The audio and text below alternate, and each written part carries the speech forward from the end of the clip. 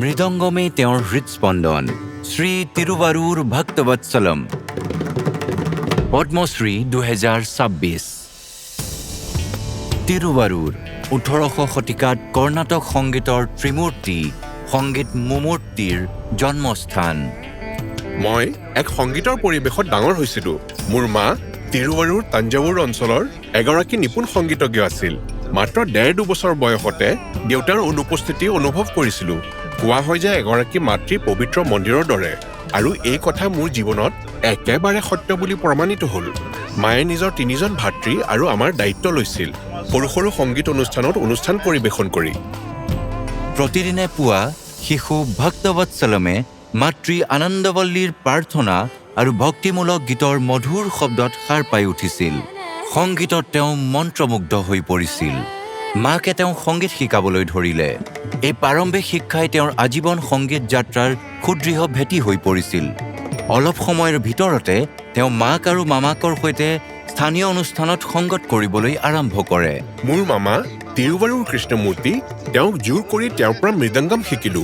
তেওঁ মোক শিকাব বিচাৰিছিল যদিও তেওঁ দ্বিধাবোধ কৰিছিল সংগীতজ্ঞসকলৰ স্থিৰ আইন আছিল তেওঁ নিবিচাৰিছিল যে ময়ো তেওঁ যি সংগ্ৰামৰ মাজেৰে পাৰ হৈছিল সেই সংগ্ৰামৰ সন্মুখীন হওঁ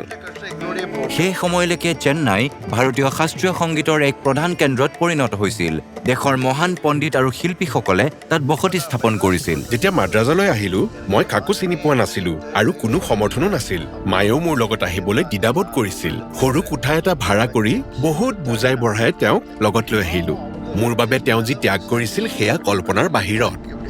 মোৰ স্বাৰ্থত তেওঁ সেই সৰু কোঠাটোৰ জীৱনৰ লগত খাপ খাই পৰিল আমি এটা কলনীত আছিলো য'ত সৰু সৰু ঘৰবোৰ ইটোৱে সিটোৰ লগত সংলগ্ন আছিল ওচৰ চুবুৰীয়াক অশান্তি দিব বিচৰা নাছিলো গতিকে খিৰিকীবোৰত ডাঠ পৰ্দা লগাই কোঠাটো শব্দ নিবাৰণ কৰি ঘণ্টাৰ পিছত ঘণ্টা মৃদংগমৰ অভ্যাস কৰিছিলো একেবাৰে 10 বছৰ এইটোৱে আছিল মোৰ দৈনন্দিন কাম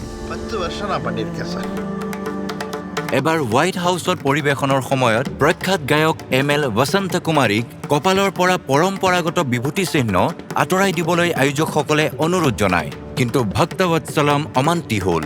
তেওঁৰ বাবে সেয়া আছিল তেওঁৰ পৰিচয় আৰু বিশ্বাসৰ প্ৰতীক আৰু তেওঁ গৌৰৱেৰে পৰিৱেশন কৰিছিল 1992 চনত বাৰ্চিলোনা অলিম্পিকত পৰিৱেশন কৰাৰ লগতে পৰৱৰ্তী সময়ত মহান মেণ্ডলিন শিল্পী শ্ৰীনিবাসক বিশ্বমঞ্চত সংগ দিছিল প্ৰখ্যাত সংগীতজ্ঞসকলৰ সহযোগিতাত ভক্তবৎসলম ভাৰতীয় সংগীত জগতত এক অনন্য পৰিচয় হৈ পৰিছিল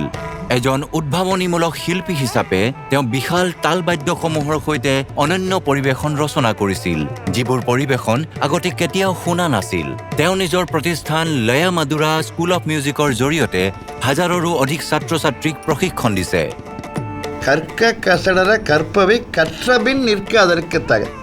যি জ্ঞান শিকাৰ যোগ্য সম্পূৰ্ণ ভক্তিৰে শিকক আৰু তাৰ পিছত গোটেই জীৱন সেই নীতি অনুসৰি আচৰণ কৰক